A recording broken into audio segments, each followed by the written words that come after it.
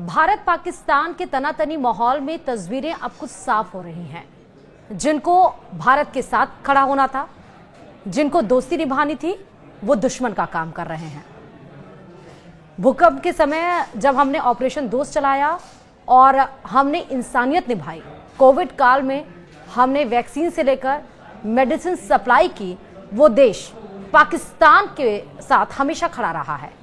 लेकिन ऑपरेशन दोस्त के बाद हम उम्मीद कर रहे थे कि हो सकता है तुर्की या अजरबैजान वो भारत का साथ दे, आतंकवाद के मुद्दे पर मुखर हो, लेकिन ऐसा नहीं हुआ। तो क्या तुर्की से जब हमने व्यापार खत्म करने की तरफ हम आगे बढ़ रहे हैं, तो क्या तुर्की का हाल उसी मालदीव्स की जैसा होगा? क्या उनके राष्ट्रपति मोहम्मद मोइजू की तरह हाल होने वाला है तुर्की का भी? क्या तुर्की भारत से कान पकड़कर माफी मांगेगा? यह वजह कुछ और है। और तुर्की और भारत के बीच में संबंध कब स्थापित हुए? क्यों तुर्की पाकिस्तान का हमेशा से साथ देता रहा है? सब कुछ डिटेल्स आपको इसी वीडियो में पता चलेंगे। नमस्कार, आप देख रहे हैं न्यूज़ 18। मैं हूं आपके साथ श्रुति श्रीवास्तव। ऑपरेशन सिंदूर के दौरान पाकिस्तान की मदद करने और पाक और पीओके स्थित आतंकी ठिकानों को ध्वस्त करने के भारत के कदम की आलोचना करने की वजह से तुर्की और अजरबैजान के साथ भारत के व्यापारिक संबंधों में तनाव आता दिख रहा है। लोगों ने तुर्की और अजरबैजान के बहिष्कार का ऐलान कर रखा है। इसमें बड़ी संख्या पर्यटकों की है जो अपने यात्राओं को स्थगित कर रहे हैं और टिकट कैंसिल करवा रहे हैं। बता दें कि बड़ी संख्या में भारतीय सैलानी छुट्टियां मनाने तुर्की और अजरबैजान जाते रहे हैं। कुछ ट्रैवल वेबसाइट ने भारतीयों को जरूरी न होने पर तुर्की और अजरबैजान की यात्रा करने से बचने की सलाह दे रखी है। और इस तरह पुणे के कारोबारियों ने तुर्की से सेब नहीं खरीदने का फैसला किया है। सोशल मीडिया पर #बायकॉट तुर्की ट्रेंड करने लगा है। गोवा विलास ने तुर्की के नागरिकों को गोवा में ठहरने से सुविधा नहीं देने का फैसला किया है। कुछ ट्रैवल एजेंट लोगों को तुर्की के बजाय ग्रीस जाने की सलाह दे रहे हैं। इसी तरह उदयपुर के मार्बल ट्रेडर्स का यह भी कहना है कि उन्होंने तुर्की के साथ बिजनेस खत्म कर दिया है। पूरे देश में तुर्की के सामान और पर्यटन का बहिष्कार करने की मांग उठ रही है। और इसी बीच दिल्ली स्थित जेएनयू यानी जवाहरलाल नेहरू विश्वविद्यालय ने भी तुर्की के प्रति विरोध जताते हुए वहां के एक विश्वविद्यालय के साथ किया समझौता रद्द कर दिया है।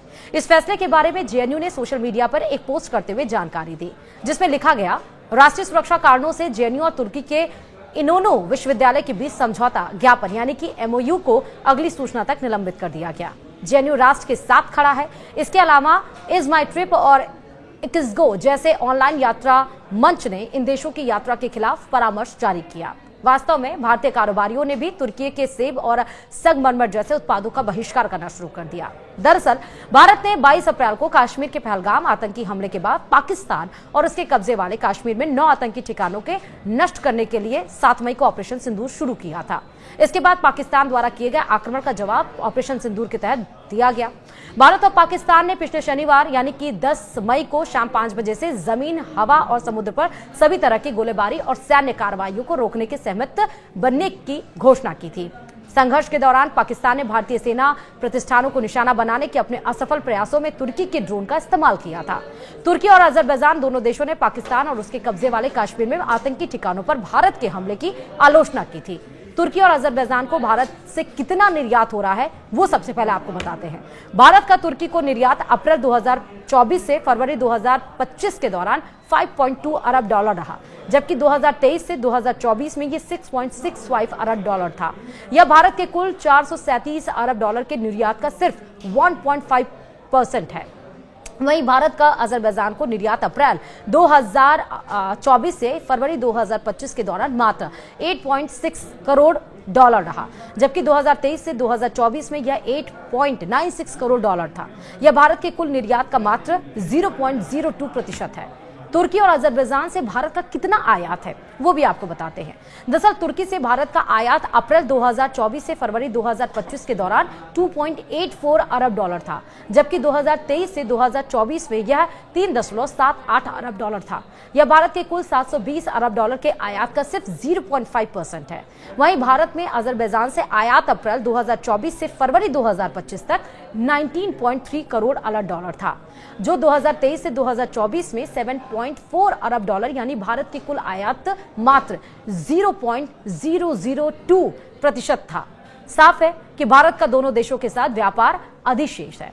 तुर्की से क्या क्या अब आयात और निर्यात होते हैं वो भी आपको बताते हैं। भारत द्वारा तुर्की को खनिज, ईंधन और तेल यानी 2023 से 2024 में 96 करोड़ डॉलर, विद्युत मशीनरी और उपकरण, वाहन और उसके कलपुर्जे, कार्बनिक रसायन, फार्मा उत्पाद, टैनिंग और रंगाई की वस्तुएं, प्लास्टिक, रबर, कपास, मानव निर्मित फाइबर, लोहा और इस्पात का निर्यात किया जाता है। वहीं तुर्की से भारत विभिन्न प्रकार के मार्बल यानी ब्लॉक और सैलब, ताजा सेब यानी लगभग 1 करोड़ डॉलर का जो है सोना, सब्जियां जो कि सोना का भी बाइकॉट राजस्थान के ज्वेलर्स के द्वारा किया जा रहा है, सब्जियां, चूना और सीमेंट, खनिज तेल 2023 से 2024 में 1.81 अरब डॉलर था। रसायन, प्रकृति या संवर्धित मोती, लोहा और इस्पात का आयात करता है। दोनों देशों के बीच साल 1973 में एक द्विपक्षीय व्यापार समझौते पर हस्ताक्षर किए गए थे, जिसके बाद 1983 में आर्थिक और तकनीकी सहयोग पर भारत तुर्की संयुक्त आयोग की स्थापना पर एक समझौता हुआ। अजरबैजान से अब क्या क्या आयात और निर्यात होता है वो भी आपको बताएं। भारत अजरबैजान को तंबाकू और उसके उत्पाद 2023 से 2024 में 2.16 करोड़ डॉलर था। चाय, कॉफी, अनाज, रसायन, प्लास्टिक, रबर, कागज और पेपर बोर्ड और सेरेमिक उत्पाद का निर्यात करता है। वहीं भारत में अजरबैजान से पशु चारा, जैविक रसायन, आवश्यक तेल और इत्र की हम बात करते हैं और कच्ची खालें और चमड़े अप्रैल से फरवरी 2024 से 25 के दौरान 15.2 लाख डॉलर आता है। तो वहीं भारत साल 2023 में अजरबैजान के कच्चे तेल के लिए तीसरा सबसे बड़ा देश था। वर्तमान में तुर्की में लगभग 3000 भारतीय नागरिक हैं, जिनमें 200 छात्र शामिल हैं और इसी तरह अजरबैजान में भारतीय समुदाय के लोगों की संख्या 1500 से ज्यादा है। पाकिस्तान तुर्की दोस्त। अच्छा, अब आपको बताते हैं, ये सब हमने आपको बताया कितना आयात, कितना निर्यात, क्या क्या होता है। अब आपको बता रहे हैं इन सब के बीच में जब भारत और पाकिस्तान के बीच में तनातनी का माहौल था, 10 को जब हमने सीज फायर आधिकारिक तौर पर जब ऐलान किया, उस बीच में तुर्की की तरफ से पाकिस्तान के लिए क्या लिखा गया सुनकर आप हैरान हो जाएंगे। तुर्की की तरफ से लिखा गया, पाकिस्तान तुर्की दोस्ती जिंदाबाद।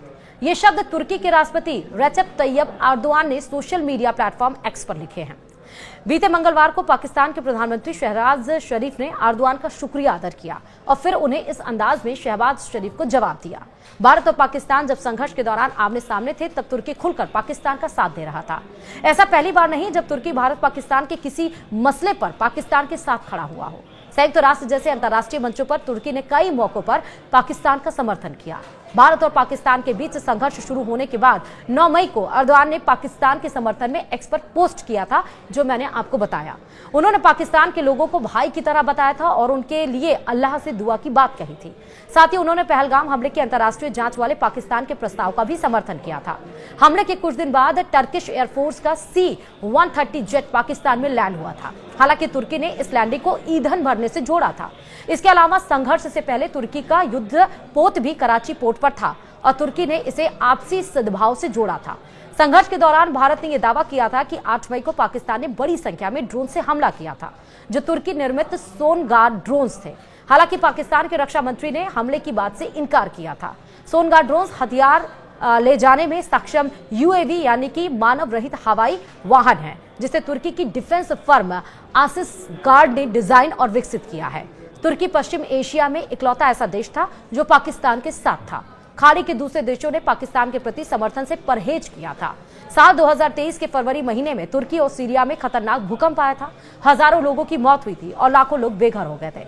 भारत सरकार ने भारत और बचाव के बीच तुर्की और सीरिया में ऑपरेशन दोस्ती की शुरुआत की थी। इस ऑपरेशन के तहत भारत से विमान के जरिए तुर्की में राहत सामग्री भी भेजी गई थी। तब भारत में तुर्की के तत्कालीन राजदूत फिरात सुनेल ने कहा था, यह ऑपरेशन भारत और तुर्की के बीच दोस्ती को दर्शाता है और दोस्त हमेशा एक दूसरे की मदद करते हैं। यह एक मानवीय मदद थी, लेकिन उम्मीद की जा रही थी कि इससे दोनों देशों के संबंध बेहतर होंगे। तुर्की भारत को दोस्त बताता है और पाकिस्तान को भाई। जब दोनों में से एक चुनना होता है तो ज्यादातर मौके पर तुर्की पाकिस्तान के साथ दिखाई देता है। आज भारत सऊदी अरब और UAE के साथ मजबूत संबंध होने का दावा करता है, जो ऐतिहासिक रूप से पाकिस्तानी के करीब रहे हैं, लेकिन तुर्की इस मामले में अपने आप को अलग मानता है। तुर्की और भारत के बीच राजनयिक संबंध 1948 में स्थापित हुए थे, लेकिन कई दशक बीत जाने के बाद भी दोनों करीबी साझेदारी नहीं बन पाए। तुर्की और भारत के बीच तनाव की दो अहम वजह मानी जाती है। पहला, कश्मीर के मामले में तुर्की का पाकिस्तान की तरफ झुकाव और दूसरा, शीत युद्ध में तुर्की का अमेरिकी खेमे में होना, जबकि भारत गुट निरपेक्षता की वकालत कर रहा था। शीत युद्ध संयुक्त राज्य अमेरिका और सोवियत संघ के बीच 1947 से 1991 तक का एक लंबी राजनीतिक और सैन्य प्रतिस्पर्धी थी। जब शीत युद्ध कमजोर पड़ने लगा तब तुर्की के पश्चिम परस्त और उदार राष्ट्रपति माने जाने वाले तुरगत ओजाल ने भारत से संबंध पटरी पर लाने की कोशिश की थी। 1986 में ओजाल ने भारत का दौरा किया था और इस दौरे में ओजाल ने दोनों देशों के दूतावासों में सेना के प्रतिनिधियों के ऑफिस बनाने का प्रस्ताव रखा था। इसके बाद 1988 में भारत के तत्कालीन प्रधानमंत्री राजीव गांधी ने तुर्की का दौरा किया था। राजीव गांधी के दौरे के बाद दोनों देशों के रिश्ते कई मोर्चों पर सुधरे थे, लेकिन उसके बावजूद कश्मीर के मामले में तुर्की का रुख पाकिस्तान के पक्ष में ही रहा, इसलिए रिश्ते में नजदीकी नहीं आई। 2014 में नरेंद्र मोदी भारत के प्रधानमंत्री बने और 2014 में ही एर्दोआन प्रधानमंत्री से राष्ट्रपति बने। 2017 में एर्दोआन राष्ट्रपति के रूप में भारत आए, लेकिन प्रधानमंत्री नरेंद्र मोदी कभी तुर्की के आधिकारिक दौरे पर नहीं गए। 2019 में पीएम मोदी को तुर्की जाना था, लेकिन यूएनजीए में एर्दोआन के कश्मीर पर बयान के बाद यह दौरा टाल दिया गया था। पाकिस्तान और तुर्की की इस्लामी पहचान लंबे समय से दोनों देशों के बीच मजबूत साझेदारी का आधार रही है, लेकिन यह सिर्फ यही तक सीमित नहीं है। संकट के समय दोनों एक दूसरे के साथ खड़े भी दिखाई देते हैं। शीत युद्ध के दौरान पाकिस्तान और तुर्की सेंट्रल ट्रीटी ऑर्गेनाइजेशन और क्षेत्रीय सहयोग विकास जैसे संगठनों में से एक साथ थे।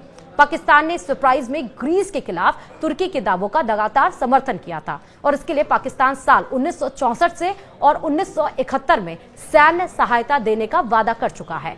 तुर्की भी कश्मीर के मसले पर लगातार पाकिस्तान का समर्थन करता आया है। 5 अगस्त 2019 को जब भारत ने जम्मू कश्मीर का विशेष दर्जा खत्म किया था, तो अगले महीने सितंबर में ही एर्दोआन यानी राष्ट्रपति एर्दोआन ने संयुक्त राष्ट्र की आम सभा को संबोधित करते हुए विशेष दर्जा खत्म करने का विरोध किया था। 2003 में प्रधानमंत्री और 2014 में राष्ट्रपति बनने के बाद एर्दोआन 10 से ज्यादा बार पाकिस्तान का दौरा कर चुके हैं और इसी साल फरवरी में उनका हालिया पाकिस्तान दौरा था और उन्होंने पाकिस्तान को अपना दूसरा घर बताया था। इस दौरान दोनों देशों ने 24 समझौते पर हस्ताक्षर भी किए थे और $5 बिलियन व्यापार के लक्ष्य पर राजी हुए थे। बीते 2 दशक में तुर्की के नेटो पर पकड़ भी कमजोर हुई है, इसीलिए 20 सालों में तुर्की ने रूस, चीन और पाकिस्तान से संबंध बनाए हैं। अगर नेटो में कुछ होता है तो तुर्की के लिए पाकिस्तान भी एक महत्वपूर्ण देश होगा।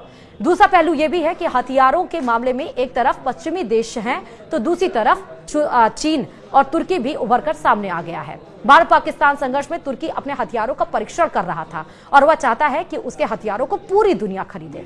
भू राजनीतिक रूप से तुर्की खाड़ी देश में सऊदी अरब और संयुक्त अरब अमीरात के नेतृत्व की चुनौती का सामना कर रहा है। इन देशों के प्रभाव को कम करने के लिए भी वह पाकिस्तान और मलेशिया जैसे गैर खाड़ी मुस्लिम देशों के साथ संबंध मजबूत कर रहा है।